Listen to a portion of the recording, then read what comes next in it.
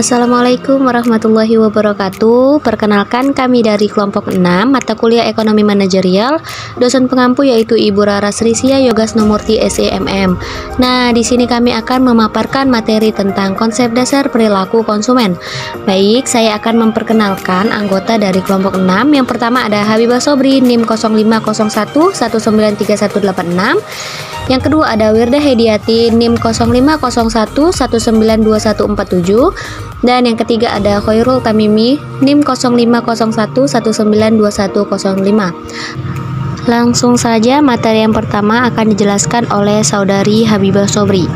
Assalamualaikum warahmatullahi wabarakatuh. Saya Habibah Sobri akan menjelaskan materi yang pertama, yaitu prinsip dasar kepuasan konsumen. Teori konsumsi atau biasa dikenal dengan teori perilaku konsumen mencoba menerangkan perilaku konsumen dalam membelanjakan pendapatannya untuk memperoleh alat-alat pemuas kebutuhan yang dapat berupa barang-barang konsumsi ataupun jasa-jasa konsumsi. Nah, tujuan utama dari konsumen dalam mengkonsumsi suatu produk, baik barang maupun jasa yang dijual di pasar itu untuk memaksimalkan kepuasan total atau total satisfaction. Nah, para ahli ekonomi itu biasa menyebut dengan utilitas total atau total utility dari konsumen yang diperoleh ketika mengkonsumsi suatu produk. Pada dasarnya, kepuasan itu adalah suatu keadaan yang tidak bisa diukur karena ia adalah tingkat perasaan seseorang. Kepuasan konsumen merupakan suatu keadaan di mana kebutuhan, keinginan, dan harapan konsumen terpenuhi melalui produk yang dikonsumsi. Nah, faktor-faktor apa saja sih yang mempengaruhi persepsi dan ekspektasi konsumen? Ada yang pertama yaitu kebutuhan dan keinginan yang dirasakan konsumen ketika melakukan transaksi dengan produsen atau pemasok produk. Nah, pada saat itu kebutuhan dan keinginannya besar, maka harapan atau ekspektasi konsumen itu akan tinggi. Yang kedua, pengalaman masa lalu atau terdahulu ketika kita mengkonsumsi produk dari perusahaan maupun pesaing-pesaingnya. Nah, yang ketiga, pengalaman dari teman-teman, di mana mereka akan menceritakan tentang kualitas dari produk yang akan dibeli oleh konsumen itu. Hal ini itu jelas mempengaruhi persepsi konsumen, terutama pada produk-produk yang dirasakan beresiko tinggi. Nah, yang keempat, komunikasi melalui iklan dan pemasaran itu pun juga mempengaruhi persepsi konsumen. Nah, orang-orang di bagian penjual dan periklanan seyogianya itu tidak membuat kampanye yang berlebihan melewati tingkat ekspektasi konsumen. Kampanye yang berlebihan secara aktual tidak mampu memenuhi ekspektasi konsumen dan akan memberikan dampak negatif terhadap persepsi konsumen tentang produk itu. Nah, materi yang kedua, fungsi utilitas total dan utilitas marginal. Utilitas itu adalah representasi preferensi atas sekumpulan pilihan konsumsi dan memberikan ukuran nilai yang terkait dengan pilihan konsumen. Nah, pada dasarnya kombinasi barang yang lebih disukai diberi nilai lebih tinggi daripada kombinasi barang yang kurang disukai.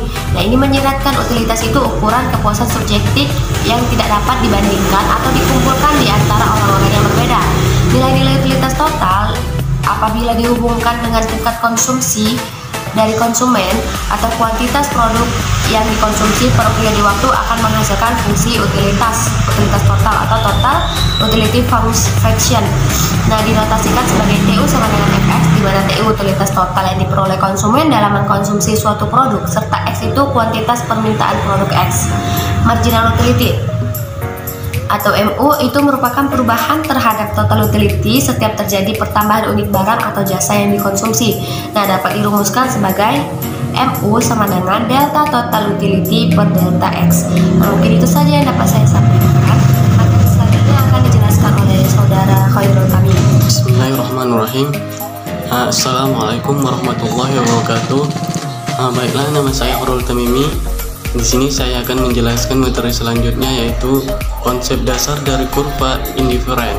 Kurva indiferen adalah kurva yang menunjukkan kombinasi konsumsi barang-barang yang menghasilkan tingkat kepuasan yang sama. Ciri-cirinya ada 4. Yang pertama, semakin ke kanan atas atau menjauhi titik origin, semakin tinggi tingkat kepuasannya. Yang kedua, kurva indiferen tidak berpotongan satu sama lain. Yang ketiga, kurva indiferen berselop negatif.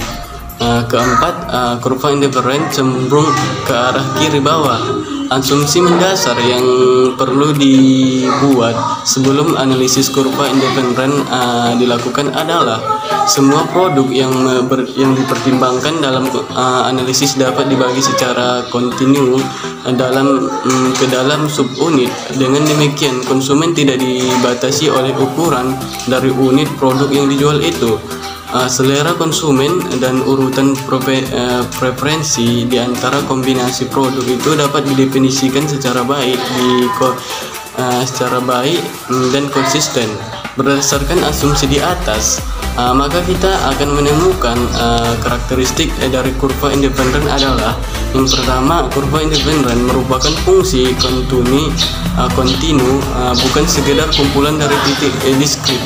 Yang kedua, kurva independen tidak saling berpotongan dari kurva independen yang menempati kedudukan yang lebih tinggi, menunjukkan kombinasi konsumsi. Produk-produk yang berada pada kurva independen itu memiliki kualitas atau kepuasan total yang lebih tinggi daripada kombinasi konsumen produk-produk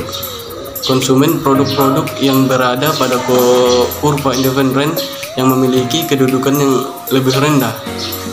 Cuman ini yang dapat saya paparkan, lebih kurangnya saya minta maaf. Selanjutnya akan dijelaskan oleh teman saya. Halo, assalamualaikum, nama saya Wirda Hediati, NIM 0501192147. Nah, jadi di sini saya membahas topik yang keempat, yaitu konsep kendala anggaran jaringan. Nah, jadi dalam ekonomi manajerial, para konsumen selalu memiliki keterbatasan keuangan, padahal mereka selalu menginginkan untuk membeli produk-produk. Namun dari sini para perusahaan atau para industri itu harus mampu gitu melihat kondisi yang seperti ini dengan meningkatkan utilitas total, dengan melihat harga di pasar dan meninjau kembali gitu bagaimana produk yang layak gitu, yang untuk memikat para konsumen untuk terus membeli produk yang dipasarkan.